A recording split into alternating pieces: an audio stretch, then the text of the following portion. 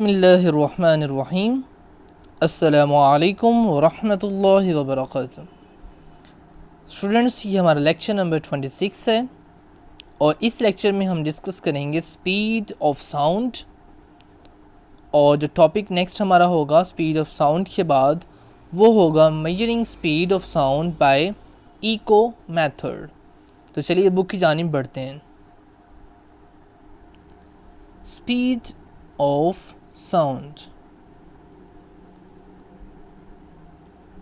Sound waves can be transmitted by any medium containing particles that can vibrate. कह रहे कि हमारे पास जो आवाज़ की लहरें हैं, वेव्स हैं, कैन बी ट्रांसमिटेड, गुजर सकती हैं, पास हो सकती हैं, बाय एनी मीडियम, हर किसी मीडियम से, जिसकी क्या खासियत होनी चाहिए, कंटेनिंग पार्टिकल्स, उसके अंदर ऐसे पार्टिकल्स मौजूद हों, दैट कैन वाइब्रेट, जो कि वाइब्रेट कर सकें। ठीक है, अब वाइब्रेट जो है वो क्या होता है, हमारे पास टू एंड फ्रो मोशन, ठीक है, of object to a mean position, एक मीन पोजीशन की गिर्द जो है वो आगे पीछे ऊपर नीचे मूव कर सकें। ठीक है, आगे पीछे या फिर ऊपर नीचे। They can not pass through vacuum, हमारे पता है कि आवाज़ जो है वो वैक्यूम में से पास नहीं होती। हम बेल जार वाला एक्सपेरिमेंट जो था वो किया था हमने। However, the nature of the medium will affect the speed of the sound waves. कहते हैं कि हमारे पास ताहम जो हमारे पास मीडियम की फितरत है, जो नेचर है, वो अफेक्ट करती है, असर करती है speed of the sound wave, आवाज़ की रफ्तार के ऊपर। इन जनरल, ठीक है, आम तौर पर the speed of sound in a liquid is 5 times that in gases. कहते हैं कि आम तौर पे जो हमारे पास गैसेस के अंदर स्पीड होती है उससे 5 गुना ज़्यादा स्पीड जो होती है वो लिक्विड के अंदर होती है, यानी पानी जैसे लिक्विड हमारे पास, ऐसे लिक्विड्स के अंदर 5 times ज़्यादा होती है। The speed of sound in solid is about 15 times that in gases. और जो हमारे पास सॉलिड्स होते हैं, जिस तरह हमारे पास लोहा है, ठीक है, अल्मोनियम है, लकड़ी है, तो उसमें 15 गुना ज़्यादा होती है speed as compared to gases, यानी कि हमारी जो आम हवा है जिसके ज़रिए हम आपस में कम्युनिकेट करते हैं, तो हमारा जो मीडियम है वो क्या है, एयर है। ठीक है, हवा के अंदर जो है वो जो हमारी है उसके अंदर, फ़ज़ा के अंदर हवा है। ठीक है, the speed of sound in air is affected by changes in some physical conditions such as temperature, pressure and humidity। तो ये क्वेश्चन भी यहाँ से बन सकता है कि किसके ऊपर डिपेंड करती है, हवा के अंदर स्पीड किसके ऊपर डिपेंड करती है, तो आप आंसर देंगे टेम्परेचर, प्रेशर एंड ह्यूमिडिटी। अब टेम्परेचर से मुराद दर्जा हरारत, प्रेशर से मुराद कि हमारे पास जो है वो कितना प्रेशर है हवा का, ठीक है, और उसके बाद ह्यूमिडिटी से मुराद होता है कि हवा के अंदर नमी कितनी है। The speed of sound in air is 343 meter per second at 1 atmosphere of pressure and room temperature 21 degree centigrade। तो कहता है कि हमारे पास जो हवा के अंदर है वो 343 मीटर पर सेकंड उसकी रफ्तार है, यानी एक सेकंड में 343 मीटर वो फासला जो है वो तय करती है, क्या, साउंड की जो वेव होती है उसकी स्पीड है ये। और उसके टेम्परेचर जो है अपना टेम्परेचर हो 21 डिग्री सेंटीग्रेड और एटमॉस्फेयर प्रेशर जो है वो 1 होना चाहिए। द स्पीड वेरीज, स्पीड जो होगी मुख्तलिफ होगी, कैसे, with temperature and humidity, temperature और ह्यूमिडिटी बढ़ाने से जो है स्पीड के ऊपर फ़र्क होगा। जैसे हम टेम्परेचर बढ़ाएंगे तो स्पीड जो है वो बढ़ जाएगी, क्योंकि टेम्परेचर बढ़ाने से हमारे पास एयर के या जितने जो भी आइटम्स हैं वो जल्दी जल्दी वाइब्रेट करने लगेंगे और स्पीड जो है वो बढ़ जाएगी। The speed of sound in solids and liquids is faster than in air. ये हम पहले डिस्कस कर चुके हैं कि कितने गुना होती है, कि जनाब हमारे पास लिक्विड्स के अंदर 5 times ऑफ गैसेस और 15 times ऑफ गैसेस जो है वो उसके अंदर लिक्विड अपना सॉलिड के अंदर 15 गुना ज़्यादा, किससे ज़्यादा, हवा से, यानी एयर से ज़्यादा, गैसेस से। ठीक है, following relationship can be use to find the speed of sound. कहते हैं कि हमारे पास जो ये रिलेशन है जो हम पिछले चैप्टर में पढ़ आए हैं, हमने ड्राइव भी किया था relation v is equal to f lambda. तो कहते हैं कि इसकी मदद से जो है हम फाइंड आउट कर सकते हैं। Where v is the speed, v से मुराद स्पीड होगी, f से मुराद यहाँ पे फ्रीक्वेंसी है, और लैम्डा से मुराद हमारे पास यहाँ पे वेवलेंथ है। किसकी वेवलेंथ? साउंड वेव की। उसके बाद देखें जी आपके पास एग्जांपल है 11.2, कह रहा है कि calculate the frequency of sound wave of speed 340 metre per second and wavelength 0.5 metre. तो बहुत इजी क्वेश्चन है जी। देखें आपके पास जो है फ्रीक्वेंसी आपने फाइंड आउट करनी है, v भी गिवन है और वेव लेंथ मीन्स लैम्डा भी गिवन है। तो आप जो है क्या करेंगे, तो आपको पता है कि हमारे पास क्या होता है, v is equal to f lambda होता है। ठीक है, अब चूंकि आपने f जो है फाइंड आउट करना है ये वाला, तो आप क्या करेंगे, लैम्डा तो नहीं चाहिए हमें, इधर लैम्डा जो इधर मल्टीप्लाई हो रहा है इधर आके क्या हो जाएगा, डिवाइड हो जाएगा और यहाँ से ख़त्म हो जाएगा। ठीक है, तो क्या करेंगे, f is equal to v by lambda, और v की वैल्यू आपके पास 340 है, और 340 को जब आप डिवाइड करेंगे, किससे डिवाइड करना है जी, 0.5 से। ठीक है, तो आपके पास आंसर आ जाएगा, क्या आंसर आ जाएगा जी, ये देखें किया हुआ है 340 डिवाइडेड बाई 0.5, 680 हर्ट्स, क्योंकि हमारे पास फ्रीक्वेंसी का यूनिट जो होता है वो हर्ट्स होता है, तो वो आपने साथ में लाजमी मेंशन करना है। तो ये आप एग्जाम्पल भी राइट आउट करेंगे। ठीक है, और यहाँ पे जो ये पैराग्राफ है ये भी आप राइट आउट करेंगे। ठीक है, और अभी हमने एक और टॉपिक भी पढ़ना है, उसमें भी बता दूंगा आपको कि आपने क्या राइट करना है। अभी ये हम पढ़ने जा रहे हैं टेबल 11.1, ये भी बहुत इंपॉर्टेंट टेबल है, और इसमें से जो सबसे इम्पॉर्टेंट हैं वो ये वाले हैं, मैं निशान लगा रहा हूँ, ये तो आपने पक्के पक्के याद करने हैं, और जो बाकी है वो अच्छे बच्चे जो हैं वो भी सारे याद कर लेंगे। ठीक है, अब ये क्या है आपके पास, speed of sound in various media, मुख्तलिफ मीडियम्स के अंदर जो स्पीड है वो आपको बताई गई है। कि पहले सबसे पहले आपको नज़र आ रहा है जी गैसेस। ठीक है, और जो 0 डिग्री सेंटीग्रेड पे आपकी जो है वो कितनी है, 331 मीटर पर सेकेंड। जब उसका टेम्परेचर बढ़ाया तो उसकी स्पीड की जो है वो 346 जो है स्पीड हो जाएगी साउंड की, अगर उसका टेम्परेचर 25 डिग्री सेंटीग्रेड होगा तो। उसके बाद अगर एयर का टेम्परेचर 100 डिग्री सेंटीग्रेड होगा तो फिर 386। हाइड्रोजन में साउंड की स्पीड होती है डी 1290। ऑक्सीजन 0 डिग्री सेंटीग्रेड पे साउंड जो है उसमें से गुजरता है 317 की स्पीड से। हीलियम के अंदर 972। डिस्टिल्ड वाटर जो आपके पास डिस्टिल्ड फॉर्म में होगा उसमें से उसकी स्पीड जो है वो 1498 है। सी वाटर के अंदर साउंड की स्पीड 1531 मीटर पर सेकेंड है। सॉलिड्स के अंदर 25 डिग्री पे सारे सॉलिड्स का बताया हुआ, तो वुड के अंदर जनाब 2000 मीटर पर सेकेंड। एलुमिनियम के अंदर 6420।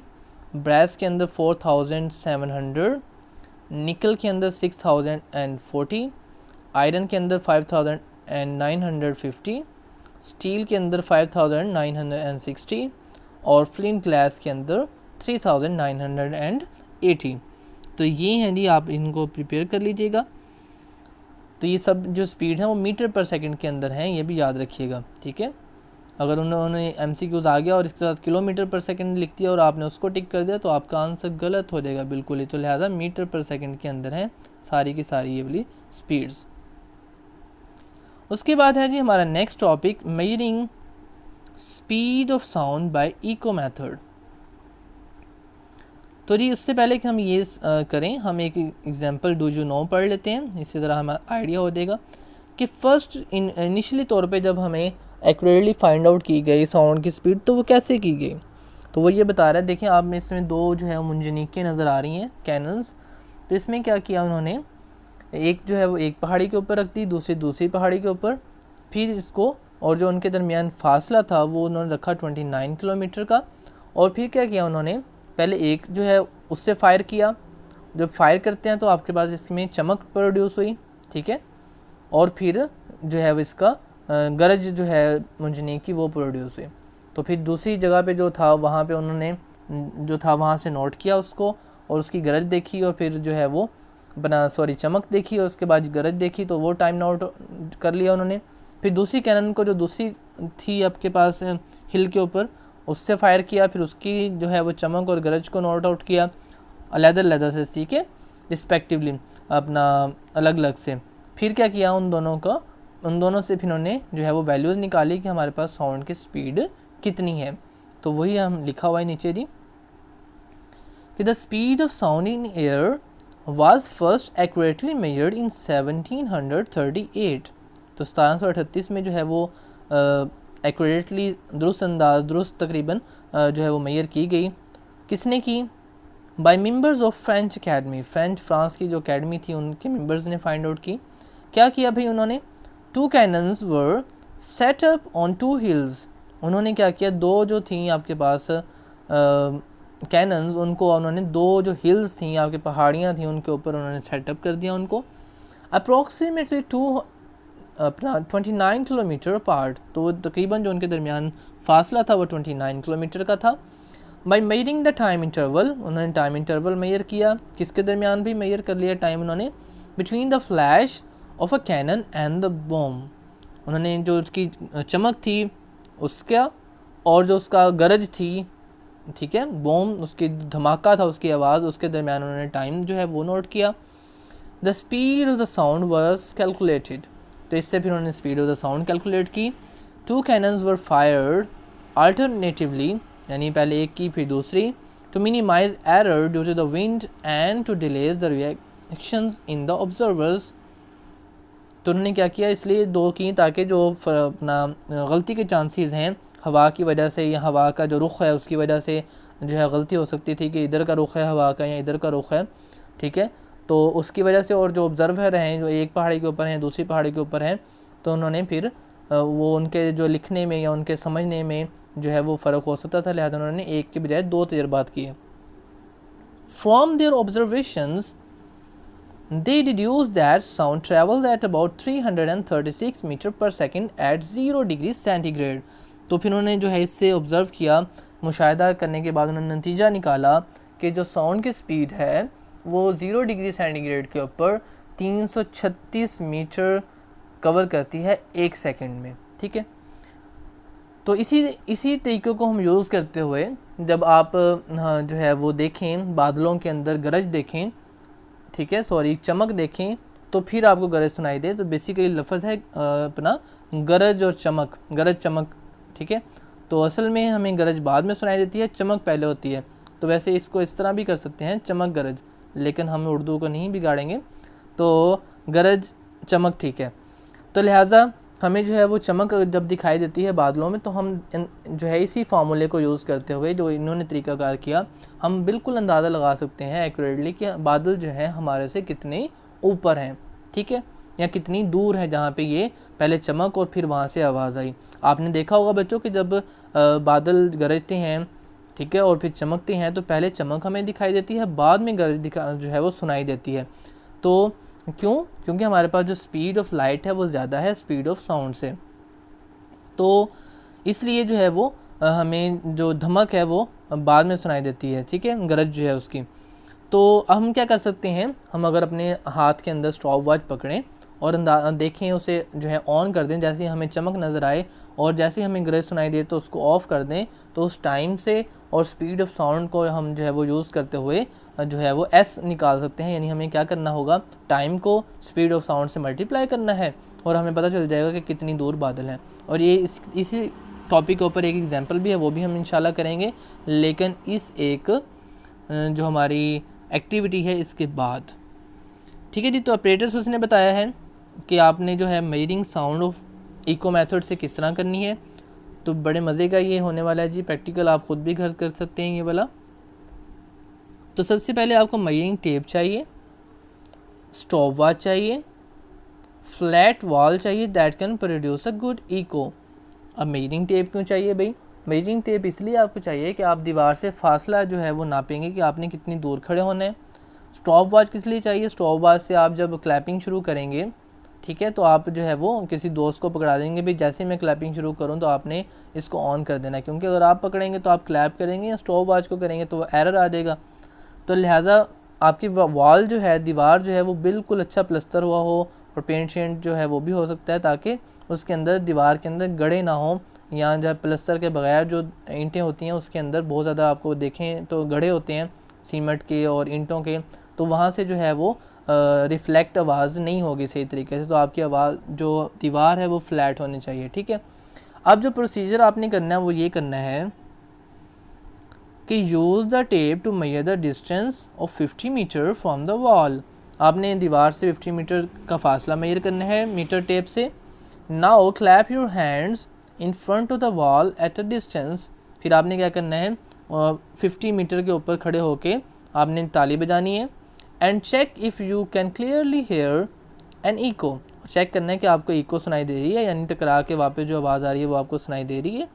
Make sure that echo is not coming from any other wall in the area. तो हम ये श्योर कर लें कि आपको इको है वो उसी दीवार से सुनाई दे रही है जिससे आपने 50 मीटर का लिया, यानी अगर हॉल हो तो ज़्यादा बेहतर है, जिस तरह स्कूल्स के अंदर होते हैं। तो आप जो है वो ये ना हो कि कमरे के अंदर सामान नहीं होना चाहिए उसके अंदर जिसके अंदर आप ये प्रैक्टिकल करें, ताकि सामान से टकरा के भी वापस जो है आवाज़ नहीं आती। और आपने देखा होगा कि एक कमरा जब खाली हो तो उसके अंदर जब आप बोल लें या कोई बात करें तो ज़्यादा ऊंची सुनाई देती है, बजाय इसके कि एक कमरा जो है वो सामान से भरा हुआ हो तो उसके अंदर इतनी इको प्रोड्यूस नहीं होती।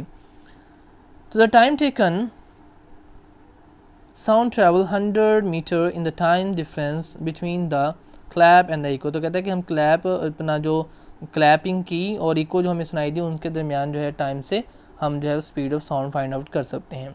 अब क्या करेंगे जी हम, now restart the clapping and start the stopwatch at the first clap. तो हमने क्या किया, क्लैपिंग करना स्टार्ट की और फर्स्ट क्लैप के ऊपर जो है आपने स्टॉपवॉच को ऑन कर दिया। Count the numbers of the clap and stop the clapping and the stopwatch when you hear the echo of the 10th clap. ठीक है, तो कहता है कि आपने क्या करना है, क्लैपिंग करनी है और जब आपको 10वीं क्लैप की इको वापस सुनाई दे दे तो आपने क्या करना है, स्टॉप वॉच को ऑफ कर देना है। मीन्स कि आपने क्लैप जैसे ही क्लैपिंग शुरू की आपने दोस्त को कहना है कि आपने जो है वो ऑन कर देनी है स्टॉप वॉच। जैसे आप क्लैपिंग करते रहे, जब आपको 10वीं क्लैप वापस सुनाई दे दी तो फिर आपने क्या करना है, स्टॉप वॉच को बंद कर देना है। फिर जी आपने क्या करना है, now find the average time of our 10 claps. तो फिर आपने एवरेज टाइम निकाल लेना है 10 पे डिवाइड करके। After calculating the time interval t between the claps and using the formula s is equal to we t we can calculate the speed of the sound. तो फिर आपने एस आपको पता होगा कि 50 मीटर लिया था, ठीक है, और वी जो है आप फाइंड आउट करना है वेलोसिटी स्पीड ऑफ साउंड, तो टी से डिवाइड कर देंगे, यानी आपने क्या करना है 50 को डिवाइड कर देना जो आपका आंसर आएगा क्लैप्स का टाइम का, तो फिर आपके पास जो है वी जो है वो फाइंड आउट हो जाएगा। इसके बाद है जी हमारे पास एग्जाम्पल 11.3, लास्ट एग्जाम्पल है आज की हमारे लेक्चर की। इसमें वही बता रहा है जो मैंने बादलों का आपको बताया था। Flash of lightning is seen 1.5 second earlier than the thunder. कह रहा है कि आपके पास जो फ्लैश है उसकी जो चमक है बिजली की 1.5 सेकेंड अर्लियर, ठीक है, तो तकरीबन 1.5 सेकेंड 1.5 सेकेंड पहले आपको नज़र आ गई रोशनी। देन द थंडर, उसकी गरज से, उसकी धमक से, उसकी आवाज़ से। How far away is the cloud in which the flash has awkward. तो कहते हैं कि आप ये बताएं कि कितनी दूर हैं वो बादल जिसमें से ये रोशनी जो है वो आई है, जहाँ पे ये फ्लैशनिंग हुई है, यानी कि गरज चमक बिजली चमकी है जहाँ पे। तो स्पीड ऑफ द साउंड कहता है जो आपने यूज़ करनी है वो करनी है 332 मीटर पर सेकेंड। तो अब इसका सोल्यूशन बहुत ही आसान है। क्या करना है, जस्ट आपने टाइम आपको दिया हुआ है 1.5 सेकेंड, वो पुट करना है। स्पीड ऑफ साउंड जो है वी 332 मीटर पर सेकेंड है वो यूज़ की। There for the distance of the cloud S is equal to we T formula use करेंगे। एस हमने फाइंड आउट करना है, वी और टी को आप जस्ट क्या करेंगे, मल्टीप्लाई करेंगे, ठीक है, वेलोसिटी और टाइम को, तो क्या हो जाएगा 498 मीटर जो है आपका आंसर आ जाएगा।